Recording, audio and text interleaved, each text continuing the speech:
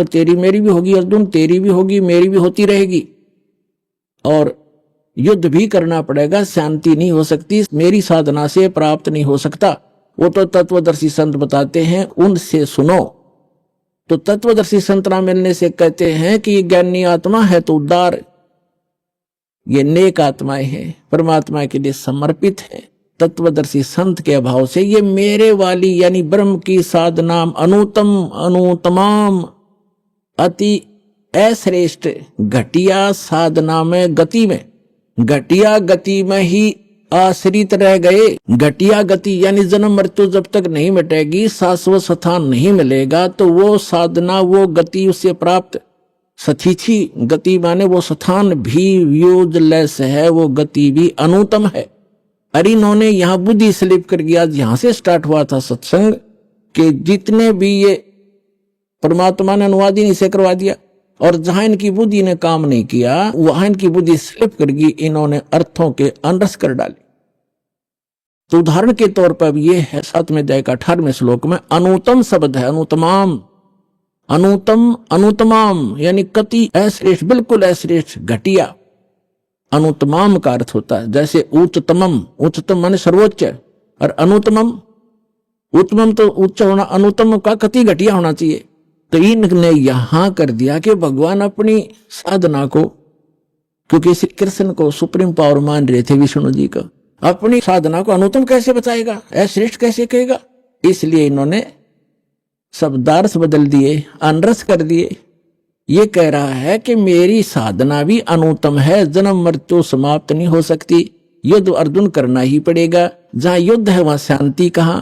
तो 18वें अध्याय के 62वें श्लोक में वर्णित वो शाश्वत स्थान और परम शांति इस ब्रह्म की साधना से प्राप्त नहीं हो सकती।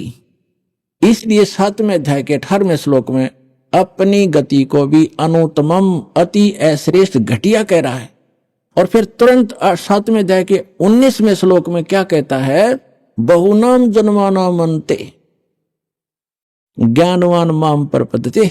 बहुनाम जन्मानाम यानी बहुत ही जन्मों के अंत के किसी जन्म में ये ज्ञानी आत्मा ज्ञानवान माम प्रपद्यते, मुझ ब्रह्म की साधना करते हैं, मुश्किल से नाते नीचे की साधना को देवी देवता भूत पितर आदि में उलझे रहते हैं, तीर्थ व्रतों पर लगे रहते हैं। यहां बताता है कि बहुनाम जन्मानाम अन्ते ज्ञानवान माम प्रपद्यते, और वासुदेव सर्वमिति समात्मा सो दुर्लभ है।